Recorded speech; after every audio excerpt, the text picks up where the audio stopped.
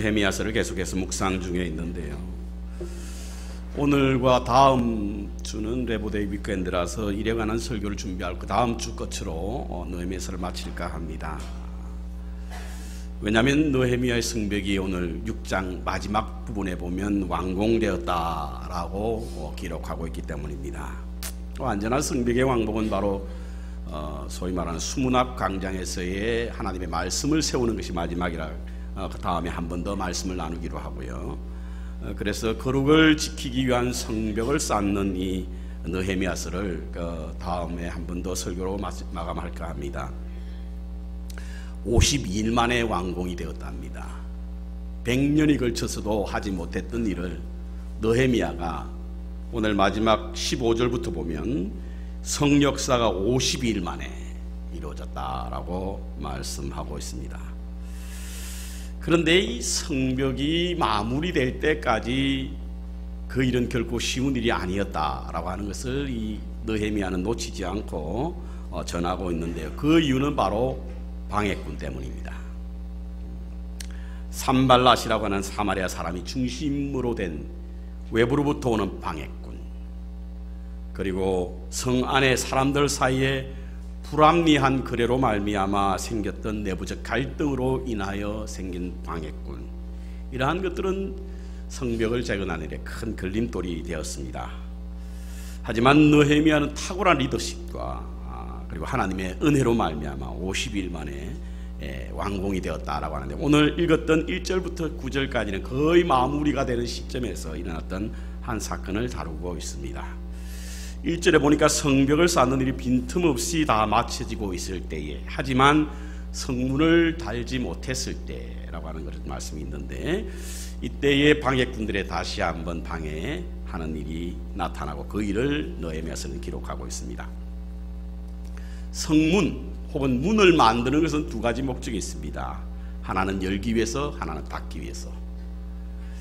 백성들은 들어올 수 있게 하기 위해서 열기 위해 문을 만들고요, 침략자들은 들어오지 못하기 위해서 막기 위해서 성문을 만드는 것입니다.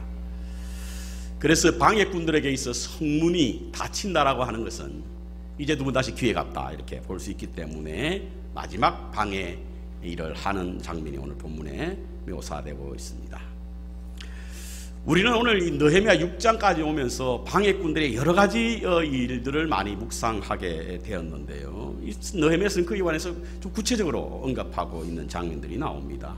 이를 보면 성벽을 쌓는 일에 있어서 계속해서 실패했고 100년이 지나도록 쌓지 못한 것은 그들의 능력의 부족이 아니라 방해꾼들의 방해 때문이었다 이렇게 볼 수가 있는데요, 우리의 삶에도 그리스도인으로서의 거룩한 삶을 보존하기 위해서 믿음의 성벽을 쌓으려고 할 때 가장 경계해야 되는 것이 바로 이와 같은 방해꾼들의 방해입니다.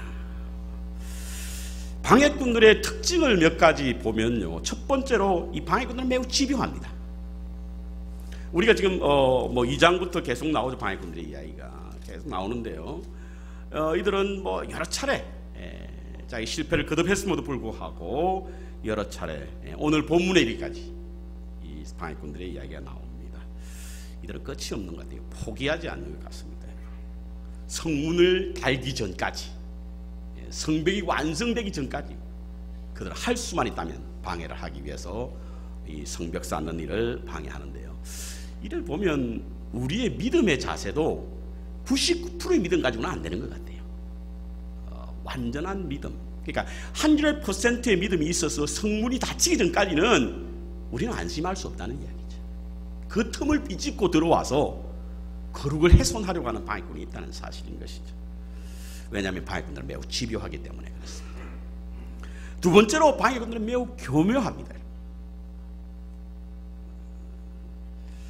세 차례 걸쳐서 그들이 이제 방해하는 장면이 이제 2장, 4장, 오늘 보면 6장에 나오는데요, 첫 번째로는 야, 너희들이 성을 쌓는 일이 불가능해 라고 하는 심리적 위협을 통해서 성을 쌓지 못하게 합니다. 성벽을 쌓지 못하게 합니다.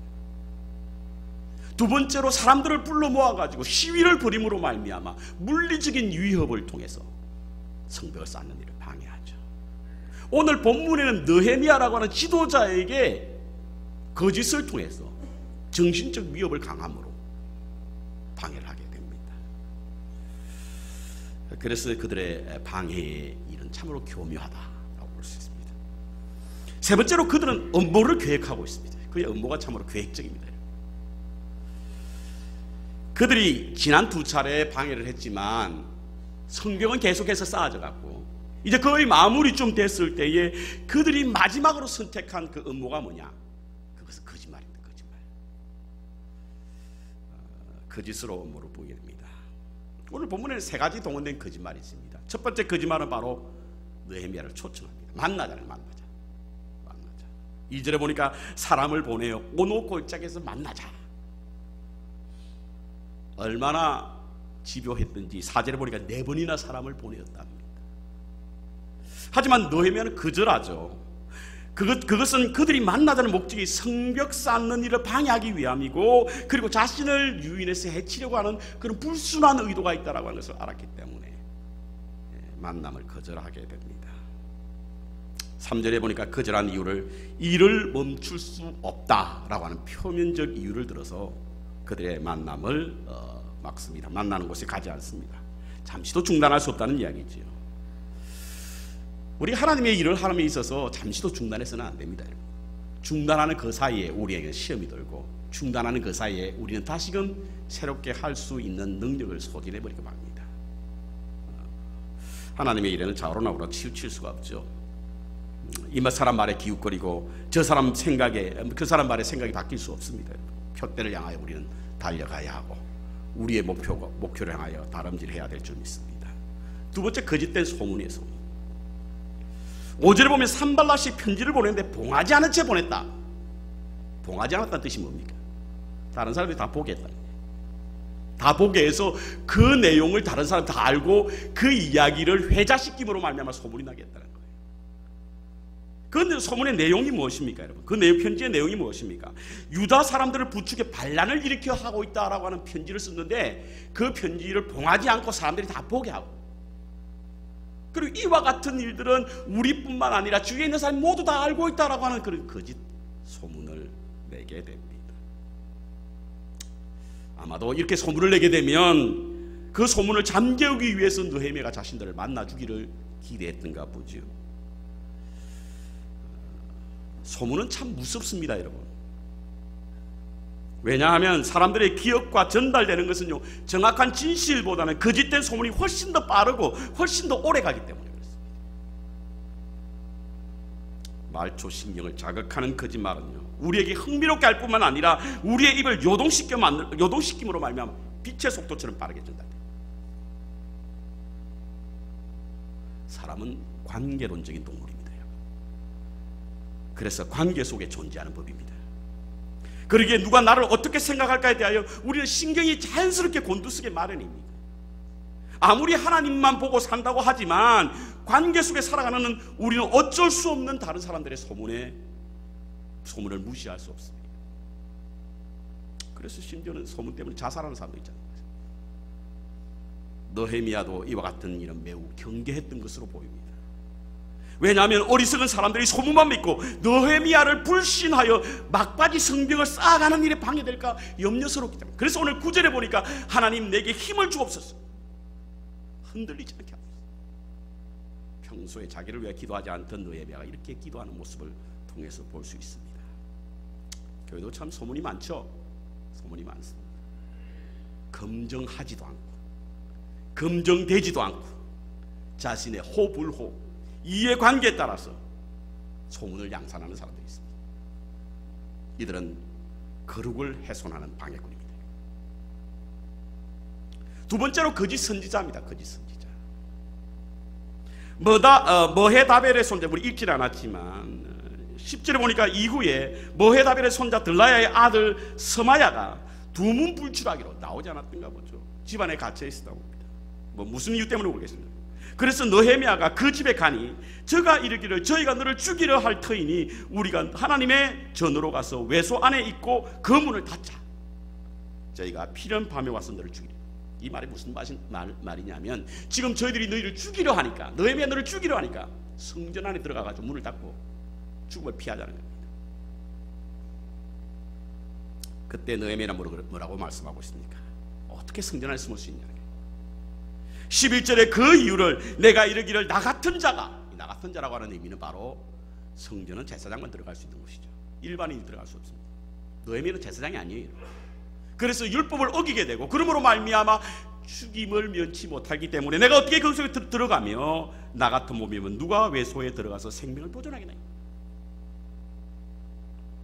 그리고 12절에 보니까 그가 하나님께서 보내신 사람이 아니란 사실을 알아차렸고 그는 방해꾼인 산발락과 도비야의 뇌물을 받고 거짓 선지를 하는 사람임을 알게 되었습니다.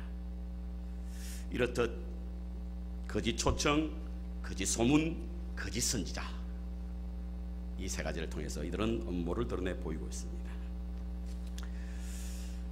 이와 같은 음모를 꾸미는 이유는 느헤미야가 볼 때 그들을 두렵게 하기 위함이다 이렇게 말씀하고 있고, 그게 모두 4차례 나오고, 물론 5차례 두려움이라는 단어가 이 본문에서 나오는데요, 한 번은 느헤미야가 움직이지 않고 성벽이 완성되니까 그들이 두려워했다는 뜻이고, 나머지 4부분은 다 그들이 우리로 하여금 두려움에 사로잡혀서 성벽을 건설하는 일을 중지할 것으로 여겨서 그러한 음모를 꾸민 것이다 이렇게 말하고 있습니다.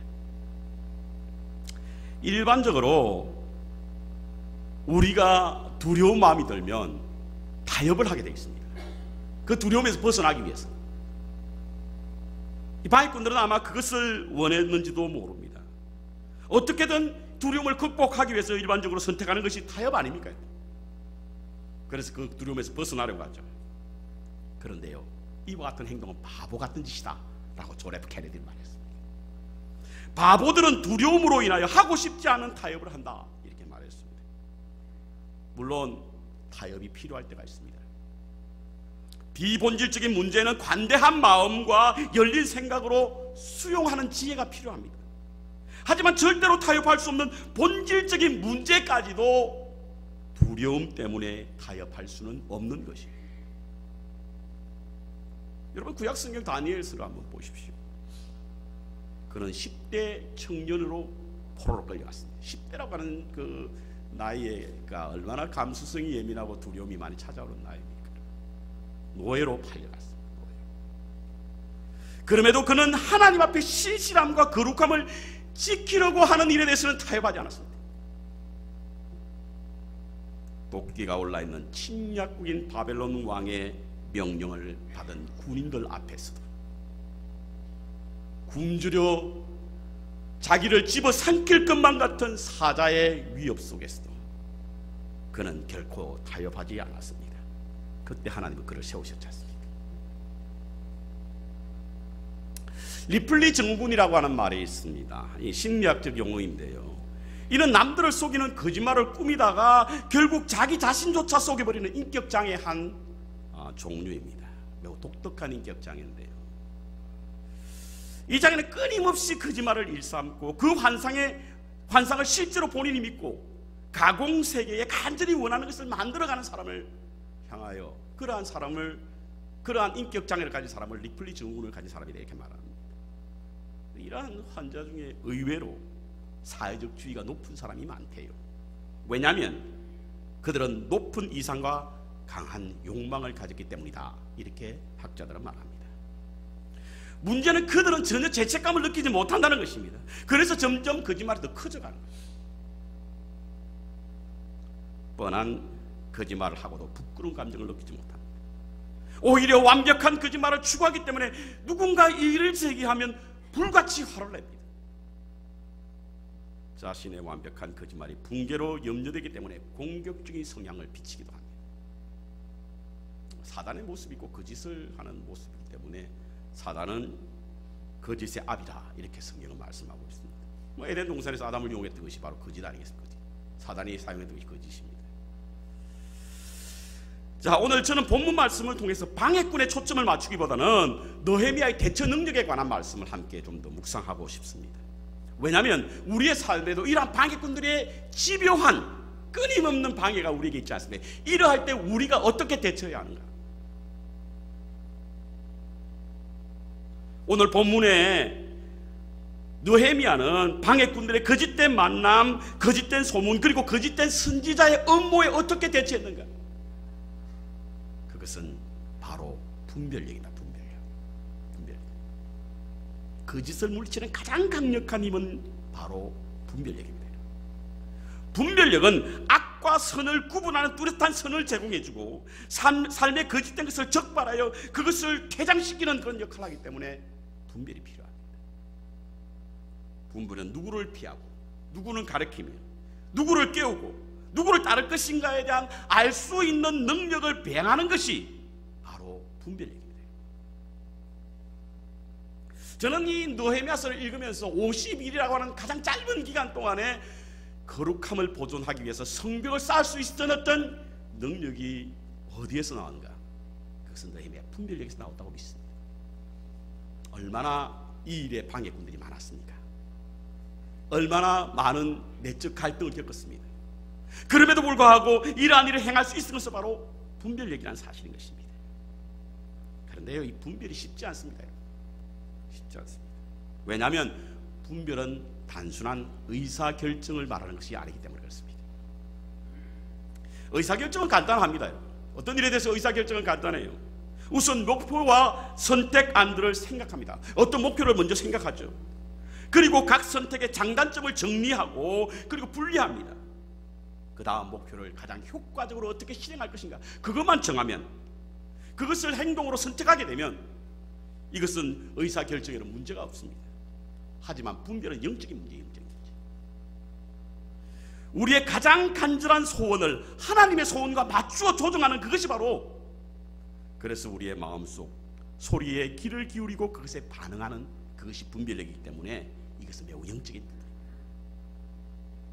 사도 바울 선생은 그래서 고린도전서 2장에 보면 분별력은 진정한 영성을 따라오는 성품이라고 말했고, 히브리서 5장 14절은 성숙함의 표시가 바로 분별력이다 이렇게 말하고 있습니다. 왜 우리가 분별력을 가져야 하나요? 분별력의 목적이 있습니다. 첫 번째 분별력을 가져야 하는 이유는 바로 하나님의 뜻을 알기 위한 것입니다. 여러분, 하나님의 뜻을 알기를 원하죠? 하나님의 뜻을 알기를 원합니다. 뜻대로 살아가는 것은 뭐 둘째치고라도 하나님의 뜻이 무엇일까? 어떤 사건을 겪으면 하나님의 뜻이 무엇일까? 많이 우리가 찾지 않습니까? 그런데 하나님께 뜻 가운데에 우리가 이 땅에 살아가는 날 동안 분별하며 살아가는 것이 하나님의 뜻입니다. 로마서 12장에 하나님의 선하시고 온전하시고 기뻐하신 뜻이 무엇인지 분별하도록 하라. 그렇습니다. 누구든지 하나님의 뜻대로 행하는 자라야 내 형제의 내 부모라고 주님께서 말씀하셨는데, 하나님의 뜻을 지키는 건 매우 중요합니다. 하늘에 계신 내 아버지의 뜻대로 행하는 자야 하나님의 나라 들어갈 수 있다고 말씀하지 않습니까? 그런데 이러한 뜻을 알 수 있는 것이 무엇이냐? 바로 분별입니다. 분별을 통해 하나님의 뜻을 알 수 있습니다.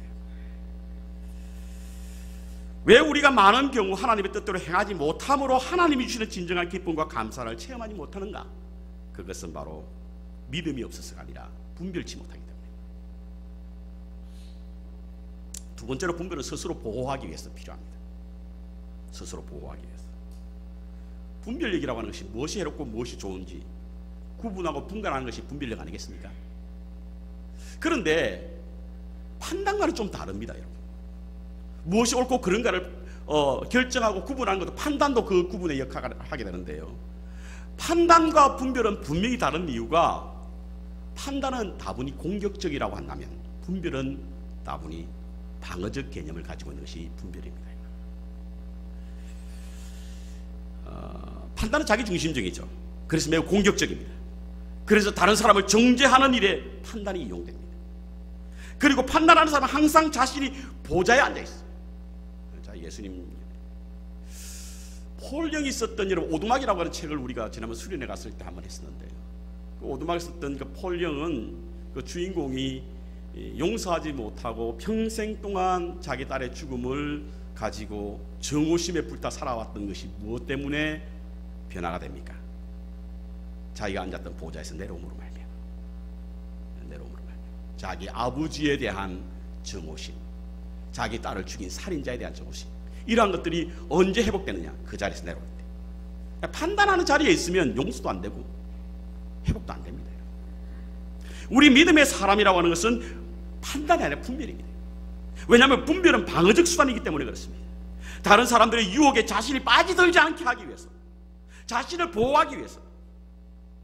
그래서 분별하는 사람은 다양한 생각과 여러 가지 요소를 감안하고 있기에 가장 낮은 자리에서 서 있는 사람들이 바로 분별력이 있는 사람입니다. 믿음의 사람들은 판단하는 사람들이 아니라 분별하는 사람이라는 사실을 잊지 말아야 될 줄 믿습니다. 분별을 통하여 방어 세력의 공격으로부터 거룩을 보호해야만 될 줄 믿습니다. 세 번째로 하나님 앞에 합당하게 살기 위해서 우리는 분별력이 필요합니다. 골로새서 2장 9절부터 10절에 보면요, 여러분이 주님께 합당한 삶을 살 수 있도록 하나님께서 여러분에게 신령한 지혜와 총명으로 하나님의 뜻을 아는 지식을 채워주기를 원한다. 우리가 합당한 삶을 살아야 하잖아요. 합당한 삶을 살기 위해서 분별력이 필요하다는 거예요. 디모데전서 6장에 보면 너 하나님의 사람아라고 하는 책이 말씀이 사도 바울 선생이 디모데를 향하여 말하고 있는 내용이 나옵니다. 하나님의 사람아, 무엇을 피하고 무엇을 취하라. 피해야 할 것이 뭐죠? 교만, 변론, 언쟁, 투기, 분쟁, 비방, 악한 생각, 마음의 부패. 이것은 피하라는 거예요. 취해야 할 것은 의와 경건과 믿음과 사랑과 인내와 온유. 근데 어떤 것이 정말 의로운 것이고 어떤 것이 교만한 것인지 모를 때 있습니다. 그것을 알게 하는 것이 뭐냐면 바로 분별입니다. 분별력이 있어야만 합당한 삶을 살아갈 수 있는 것입니다. 우리는 흔히 어떤 경건을 훼손하는 어떤 행위로 우리에게 접근하는 사람들을 보면 그 사람들을 묵인하고 방치할 때가 있습니다. 그리고 아무 생각 없이 그들을 받아들이고 심지어는 동화되는 사람도 있어요. 이는 사랑이 아니라 어리석음입니다. 왜냐하면 분별을 하지 않으면 하나님께 합당한 삶을 살 수 없기 때문에 그래요. 분별을 위해서 우리가 해야 할 일이 있습니다. 왜냐하면 분별이라고 하는 이 디아크리세이스라고 하는 이 단어는요, 하나님의 은사인 동시에 우리가 훈련을 해서 취득해야 될 것입니다. 분별을 우리가 가지기 위해서는 훈련을 해야 됩니다. 하나님이 주신 선물인 동시에 우리 훈련이 필요한데요, 분별을 위해서 우리가 첫 번째로 해야 될 것은 바로 내면에 들려지는 음성의 귀를 기울여야 합니다. 내면에서 들려지는 음성. 분별이라고 하는 겉으로 드러난 현상을 보고 현상 너머에 있는 더 깊은 의미를 간파하는 것이 분별이거든요. 이 일은 쉽지 않습니다. 왜냐하면 인간의 인지 능력에 밖에 있기 때문에. 그래서 우리는 간혹 선과 악, 옳고 그름에 대하여 제대로 분별하지 못할 때가 많이 있지 않습니까? 이를 위해서 우리가 해야 될 일이 뭐냐? 그것은 우리 내면에 있는 하나님의 음성을 들어야 된다는 사실인 거예요. 귀를 기울여. 하나님의 음성을 귀로 들리는 거 아니라고 그랬죠.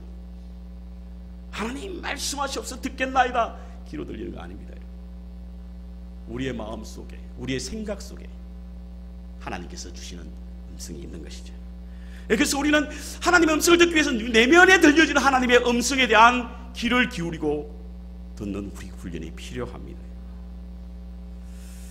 21세기 최고의 영성가로 꼽히는 토마스 머튼이라고 하는 분이 있습니다. 60권 이상의 책을 쓴 분이에요. 수백 장의 그 논문을 쓴 사람이죠.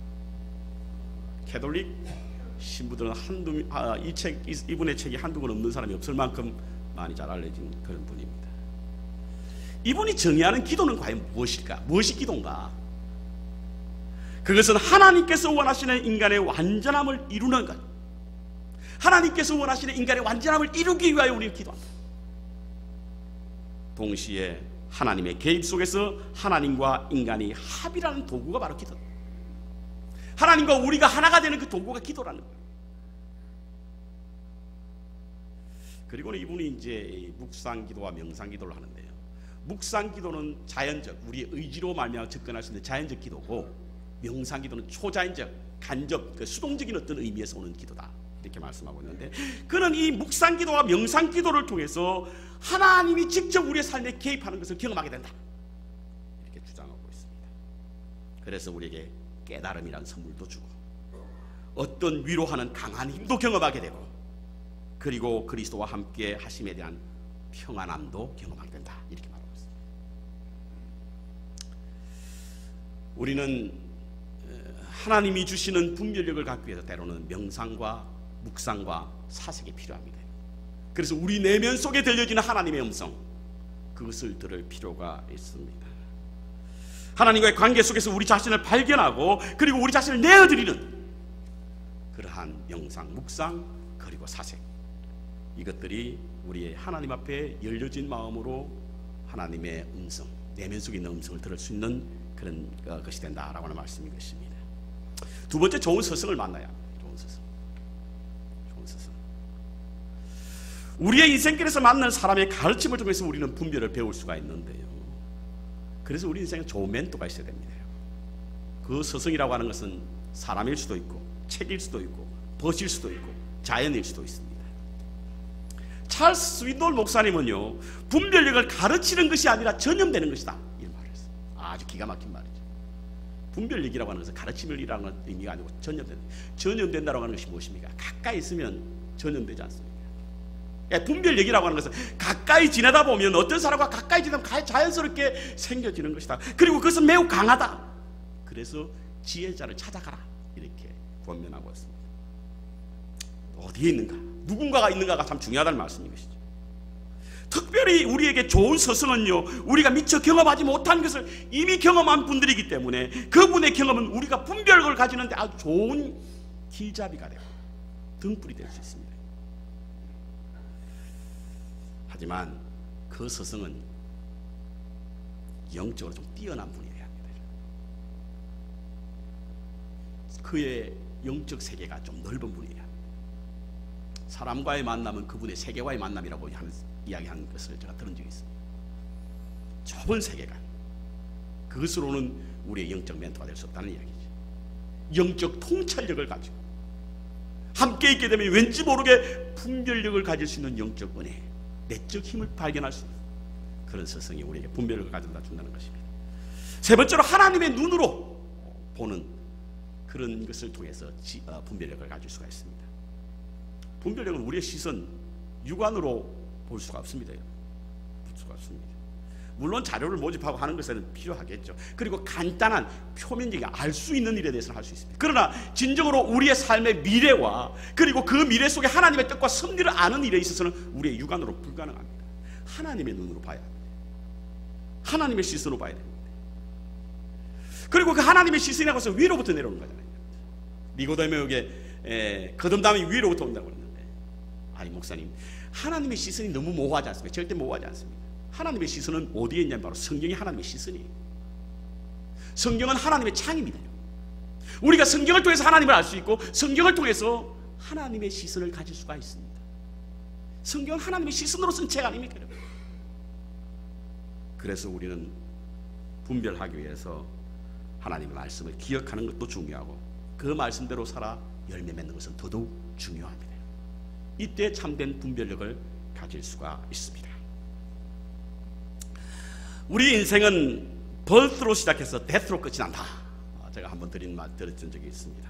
곧 B에서 시작해서 D로 끝난다. 그 사이에 C가 있지 않습니까? 그래서 태어남과 죽음 사이에는 필연적으로 우리는 선택의 순간을 맞이하게 된다. 인생은 여러분 다 선택의 연속입니다.